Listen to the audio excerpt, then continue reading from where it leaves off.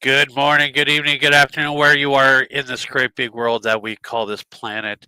My name is Dale Quick. I am your host this afternoon, and it is a special edition of the Paranormal Voice of TPB Nation, as we like to call it. And it is an exciting day for us all for sure, because my guest today is one sensational person. I mean, at the young age, already found his passion in life when most kids his age are out there playing in the playground, playing the latest and greatest video game, doing what normal 15-year-old kids do. This is an absolute sensation today.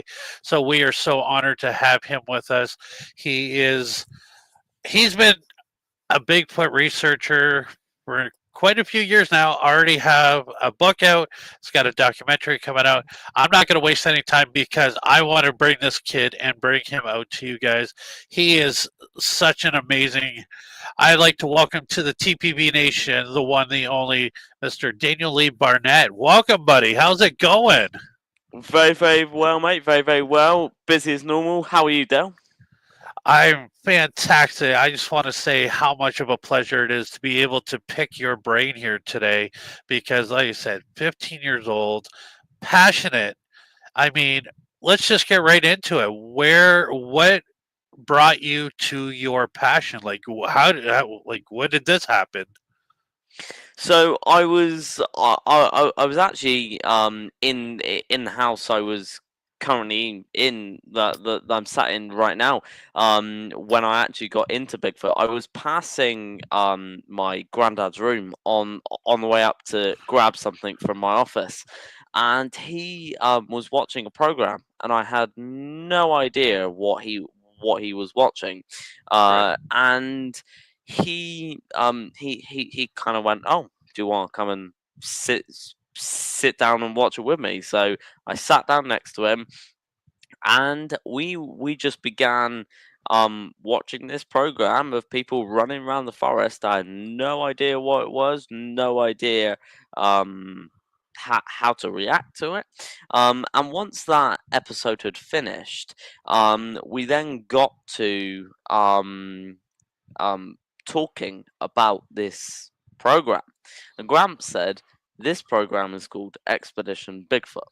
Now, he could have had anything on the TV, from a knitting program to motorbike program or whatever. No, he had a Bigfoot program on. So I sat down, and we just kept watching it, and then once we got to the end of the season, it kind of then grew and grew and grew on me. And then we then decided, do you know what? Let's go out in the forest and do this. So I turned to my grandmother, I turned to my cousin, and went, do you know what? Let's actually go out in the forest and go and look for different things. And we called it Expedition Deer. So we were going to look for deer as our Bigfoot, because we didn't think Bigfoot was in the UK at the time. Right. So we thought, do you know what? Let's go and look for deer. So we were casting prints, taking eDNA from prints, all sorts of things, and that is how I got into it.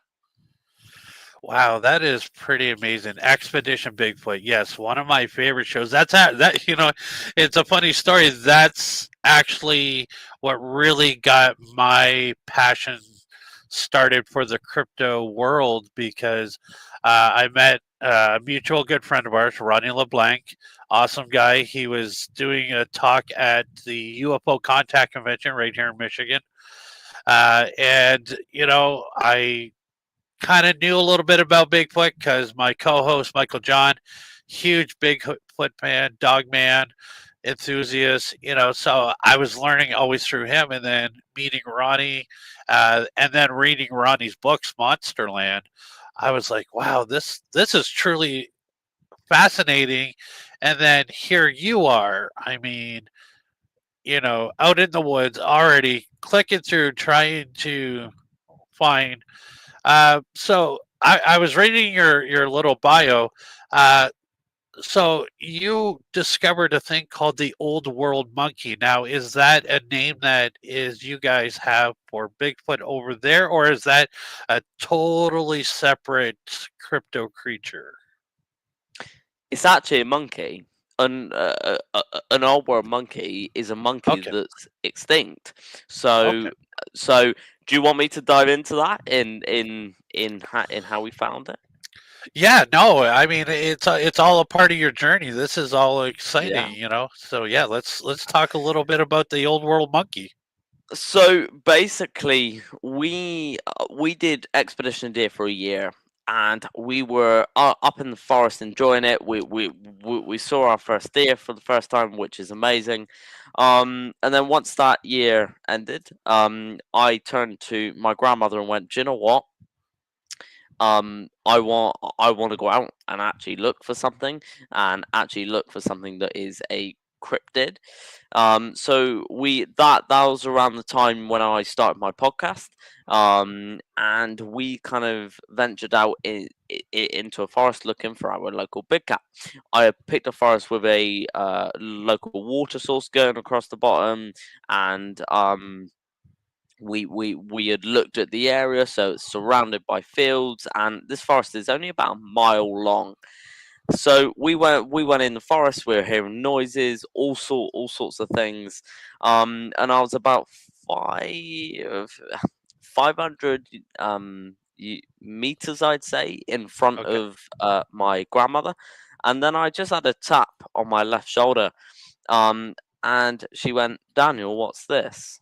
And I expected that it would have been a water bottle being dropped on the floor, or whatever. And I gotta say, we were staring at the floor for a good couple of minutes, and not really knowing what we were looking at. Once we both looked up to each other, we said the same word at the same time: footprint slash indentation. Wow. And in front of us was an 18-inch indentation slash footprint, which is not something you see every day, let's say. Yeah. Now, we then, learning from Expedition Bigfoot, learning from Expedition Deer, we then took some eDNA and casted that print. And I emailed all the DNA companies in the UK and outside the UK, trying to get this eDNA tested. One day, my parents were shopping. I think it was with my sister as well, in a shop, and they got a call from someone in Switzerland saying, "We're responding to your son's request for eDNA." And Dad goes, "Who who are you? Who are you?" And so it eventually kind of evolved that actually that I wanted to do this eDNA testing. So they decided that they were going to do it for free, in exchange.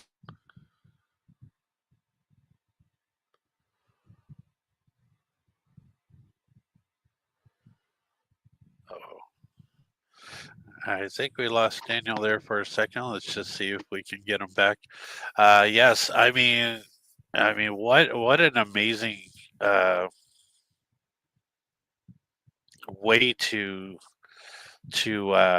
get things rolling towards trying to discover new and a unique type of creatures uh, that exist out in this world. And I mean, the force everywhere, no matter where you are. Oh, there we go. I think he's okay. Let's see here. Oh, Hello. There you we alright? go. Yeah, You there we go. There we go. We got you back. There you go. I'm not really sure what happened there. You went blank. I went blank, and it kind of. Yeah, no, I went. Daniel, I don't know what it is, but every time we get talking about cryptos and UFO type of topics, weird things really start to happen to our stream. So I don't know. Maybe you're about to talk about something they don't want us to talk about. I don't know. Mm. Well, continuing on from that, we sent the eDNA off to a lab, and it was about 6 weeks later. It was a long wait.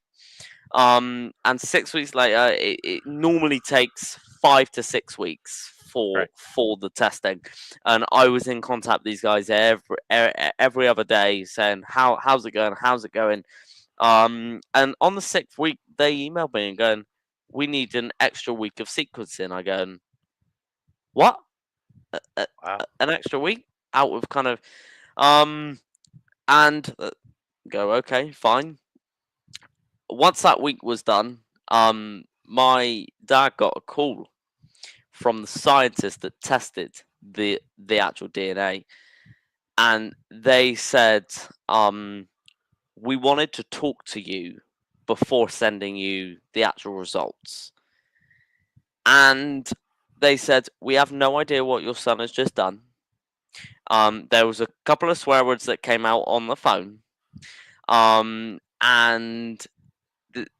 the scientist went, they have found deer DNA, human DNA, other things like that, normal what you'd find, and traces of old world monkey and grey ape DNA Wow. in this footprint or indentation.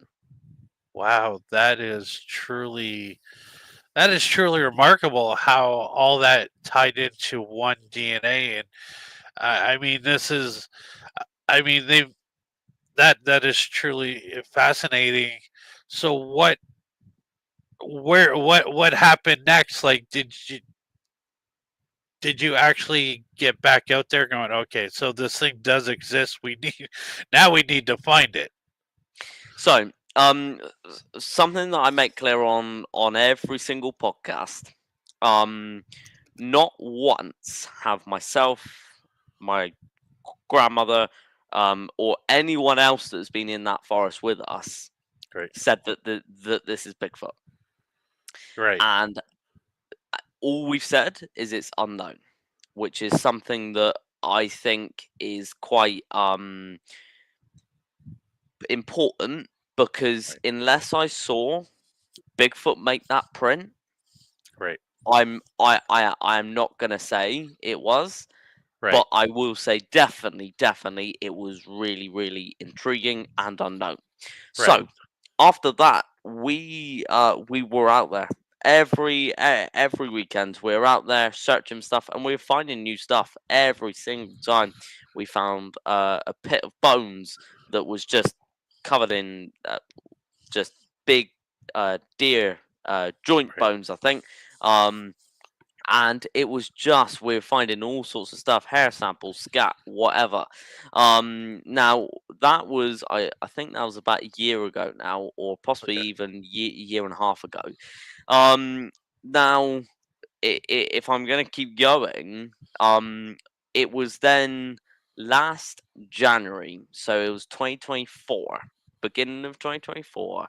I had an email from a production company saying that they would like to now someone who's just popped up in the chat is my grandmother. She was the one that actually found the indentation with me. Wow. That I mean, I wish I had cool grandparents like that. um, but this is truly fascinating, and this is the journey that in which got you started. Mhm. Um, so let's shift gears a little bit, and I mean it's all fascinating. So you start doing this Is this where you got the idea to do your documentary, My Bigfoot Life, or you probably wrote the book first, and now the documentary's coming out about this? Yeah. Let's talk about what it was like for you to decide like you need to write this book, because I just ordered it off of Amazon. I hope it'll be here in a few days because I'm really looking forward to reading this and understanding more about who you are. So let's first talk about the book, and then we're going to talk about this documentary that's Okay. coming out this year. Yeah, hopefully late. I'm thinking summer. So that it was November 2023 that I actually started writing the book. Okay. I had no idea that the doc would come out, or or the doc was even in the pipeline. So Right. I was writing this book with a good friend of mine, jo- Jonathan Downs, that runs the Centre of Fortean Zoology. Um, Okay. and I'd started doing events for children. So I was writing about that, and my book came out February 2024. So that is all about the beginning part of the Bigfoot journey. Right. So when actually we had the idea of the doc was proposed, and we said, what should the title be?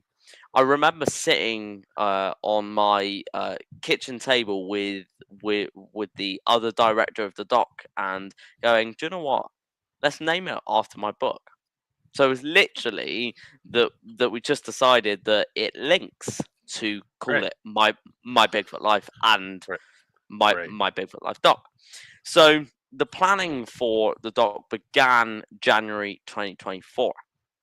And then we were lucky enough in April of last year to have three amazing Bigfoot researchers come over to the UK.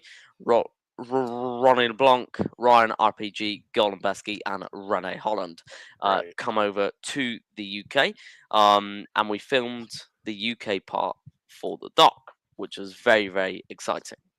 Now, the underlying bit here is also in January. I got a call from Marty from the Great Florida Bigfoot Conference, Smoky Mountain Bigfoot Conference, and this year the Caribbean Bigfoot Cruise. And he asked me to be a guest speaker at the Great Florida Bigfoot Conference. Right on. So that was kind of the underlying bit that was going to be in the doc as well. Um, so everything kind of happened at once, and we had things that were just piling and piling on top. Now, do you want me to keep going? Yeah, no, this is fascinating. Like I said, I mean, wow, what an explosion to your journey. I mean, yeah, I mean, it seems like that is the thing, is like when something big happens, things all happen all at once where you're being like Mm. everything coming at you all at once. And I mean, here you are, such a young age. Just explain to me like the feeling inside, like, getting this national attention from like TV execs and people that are doing conferences all over the world. I mean, the Bigfoot conferences are some of the biggest conference that are going right now, with the explosion of everybody wanting to know more about cryptid creatures. That Mm. these kind of events have just absolutely exploded worldwide. And here you are, 15 years old, and you're already talking about your passion and doing what you're doing at all these events, where there are guys like Ronnie who have been doing this for over 20 years, and here you are. What is that like to you? Like, what how did that feel? And just give us a sense of what's going through your head as this is all coming at you. So a lot of people think that the doc is a Bigfoot documentary, and don't get me Right. wrong, it is. The main story is the journey that that I've taken. Right. Now, what gets dismissed quite a lot is I'm also autistic as well, Right. and that is a massive part of the doc. Now, when you get asked to be part of the Great Florida Bigfoot Conference, I've got to say my words were um yeah, I didn't really know what to say. So it was that kind of sense of wow. And when I people keep asking me when I stepped on stage, I don't really. I got up there and just spoke. Right. There's no other way I can explain it. Right. Um, so it was just that impulse of standing up there and just talking about the story just as I am now. So Right. it felt amazing to do that. Right. And say the doc was just unreal. Say it was a crew of about 20 of us here in the UK, and it was just unreal that we were actually doing it. Wow. You Mm. know, so obviously this led. Let's talk so I mean, being autistic, can you explain to our viewers, because there are several different types of autism that is out there, can you explain to our viewers what type you have? And because like I said, there's many different types of autism out there, and it's just fascinating how you are able just to be out there and being yourself. And I mean, this is important, this is inspirational. You are inspiring many other, not only kids but adults who suffer from autism, to say, listen, Mhm. I can do whatever it is I want to do, because it Mhm. is very important that, because some people look at autism as something that can affect, like, you can't live a normal life, but here you are doing just that. You are living the absolute greatest life that most people would dream about. Say so. As you just said there, which is a great statement. Every autistic person is different.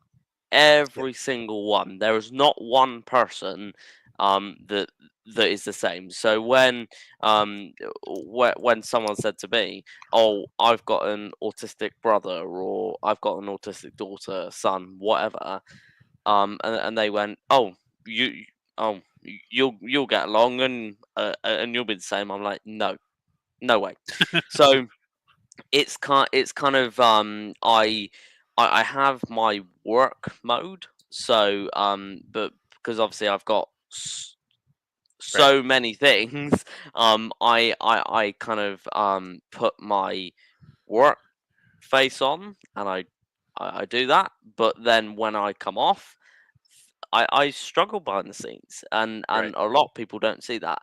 You Right. will see that in the doc. You will see Right. that struggle come out, Right. and it's that kind of, a lot of people think that all of this is easy, and a lot of it isn't. Right. And say I one thing I find really hard is flying on planes. I hate going through airports as well. So coming over to the US, I do it an awful lot. I think I've been to Florida 19 times, and I'm 15 years old. So it's kind of I'm used to it, but there are the struggles that come with autism as well as Right. the positives as well. Right. And that's amazing. And being able to find how you can still function and get through to what you have to do is truly an amazing and remarkable feat in itself. So thank you so much for inspiring many others to show that you've got this. You figured out how to work with it and around it, so that you can continue to, you know, give the world a different view of the cryptids and the passion. Yeah, your grandmother says it proud, so proud. Yeah, making your autism and fulfilling your passion. There's people that have no no type of issues, but still can never find a way to do what they want to do in life. And this is Mm. what makes you so It's amazing. it's like so I'm a lot of people ask like, how do you fit in school within all this? So I'm in my for everyone in the UK, I'm in my 11th year of school. For US, I have no idea how what that'd be. I'm in my last year of school. And I'm getting to my final exams. And and I'm doing a lot of the work from home, but inside four walls wasn't my classroom.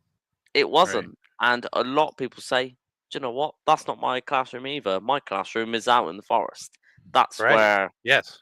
that's where I am. So that's where a lot, and say even with the conference I've got coming this year, it is a lot with bringing those people together to then share that message. To go, do you know what? Going out in the forest could be that message. Going out in the forest could then be Right. that thing of, do you know what? I don't fit in those four walls. You can fit in those four walls, uh, Yeah. but I don't. So that's that kind of Yeah, element no, of it. and I mean that's amazing. Not everybody's the same. Not everybody learns the same. I mean, I could feel with you like growing up being trapped in a classroom.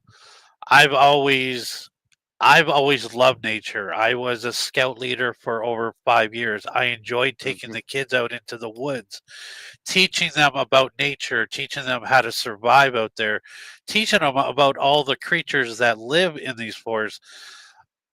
I mean, I wish I would have had more knowledge back then. Maybe would have had some Bigfoot conversations back when I was with my scouts in the middle of the woods somewhere.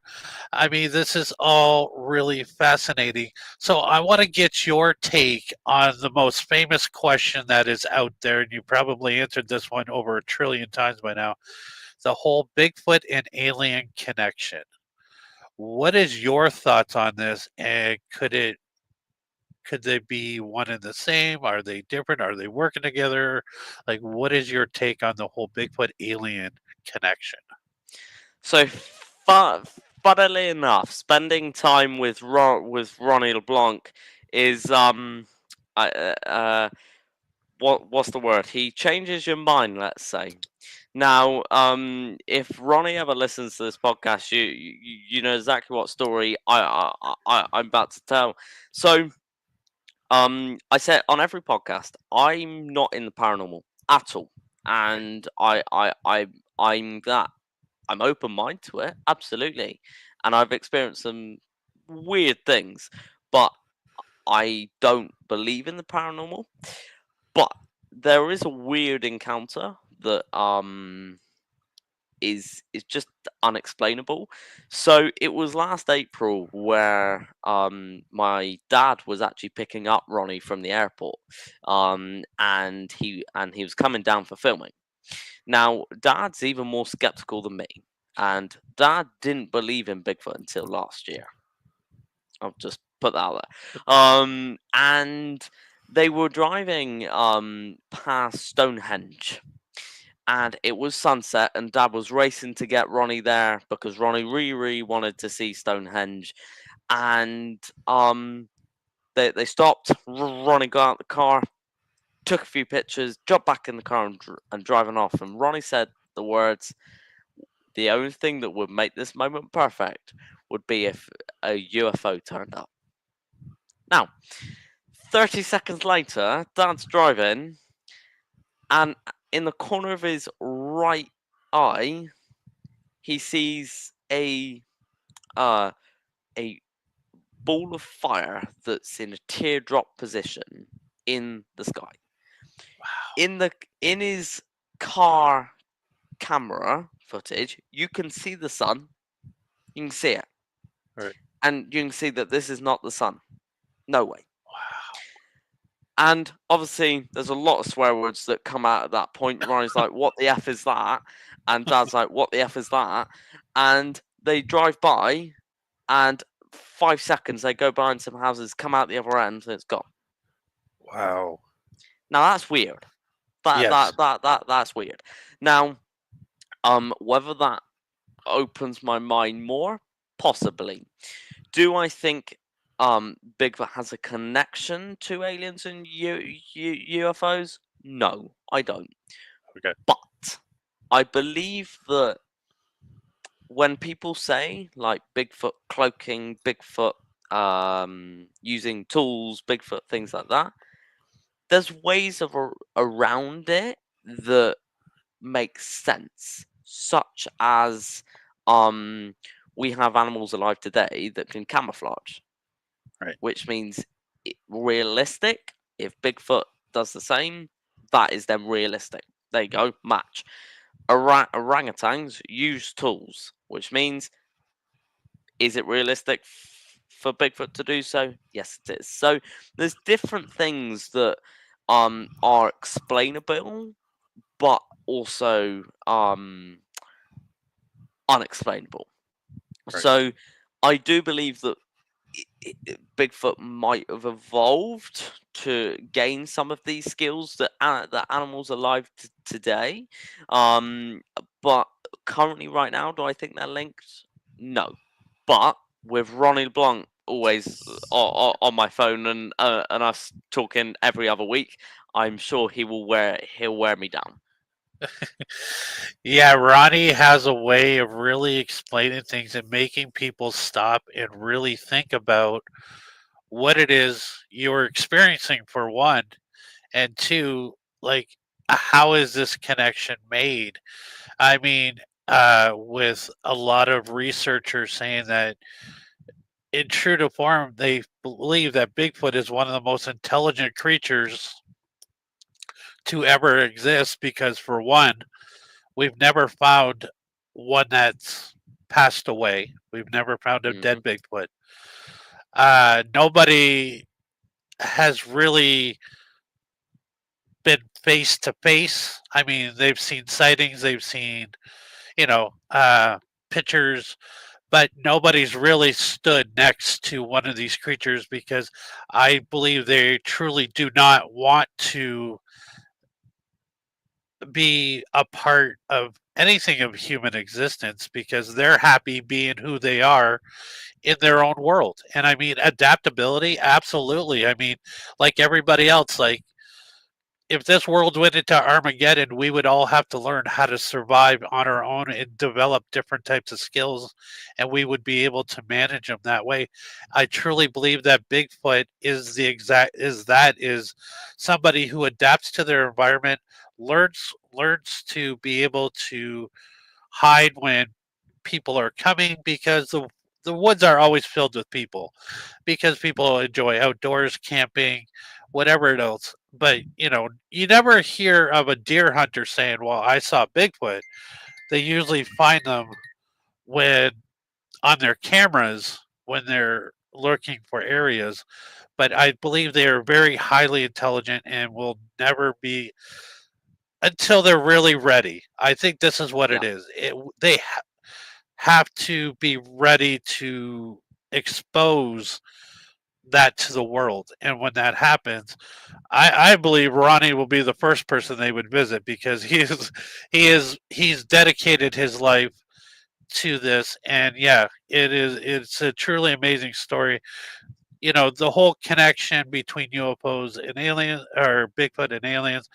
Like I said, there could be some truth to it under the mythical umbrella that we call the paranormal field. A lot of things are intertwined. They all work together in some way, and uh, you know, not everybody believes, but people have had experiences.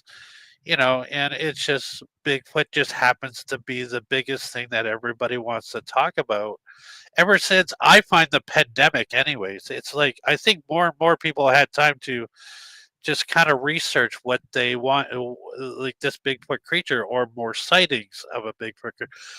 How about in the UK? Do you find that there's been more and more sightings of a Bigfoot than there has been in, say, the recent years that you have Um. knowledge to? So I I'm I'm I'm aware of quite a few that have occurred. Some we've debunked. Some are very very odd. I'm friends with a couple of the big names, other big names in Right. the UK, such as Deborah Hatswell, that collects a lot of um different sightings. And she has uh, done done a lot on Bigfoot, and has actually come up with quite a lot of witnesses that have seen Bigfoot. As have I. I'm based down in the southwest, so I've done a lot of work down in the southwest with different sightings, and there has been a lot of um Bigfoot sightings Right. reported. Whether that's linked with what I found, I don't know. Right. But I can say that there is something weird going on.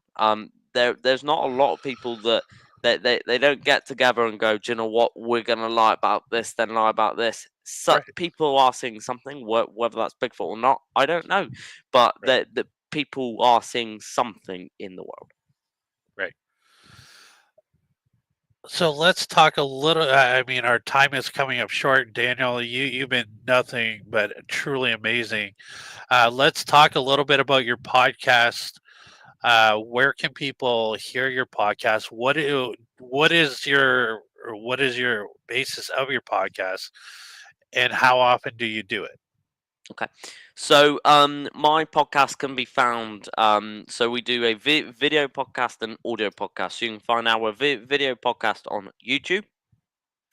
And then you can find our audio podcast on Spotify, Amazon, A- Apple Music. I think we're on iTunes, Audible, all things like that. So we're on pretty much every streaming platform on audio, and you can find us under Mythical Legends podcast, and we do it weekly. So you can find our podcast premiere 1 o'clock on Sunday UK time, and that will then be uploaded onto Spotify and YouTube at the same time. We also do some occasional live podcasts as well. Your book. Where can people find your book? People who want to really read more into your Bigfoot life. So people can find my book on Amazon, or they can visit my website at mythicallegends.co.uk. Amazing, amazing. So Daniel, we've got just a few minutes left with you. What does the future for Daniel look like? Where are you going to be? What are you doing if people want to be able to travel to meet you in person? Like this is your time to promote yourself everywhere you're going to be in 2025.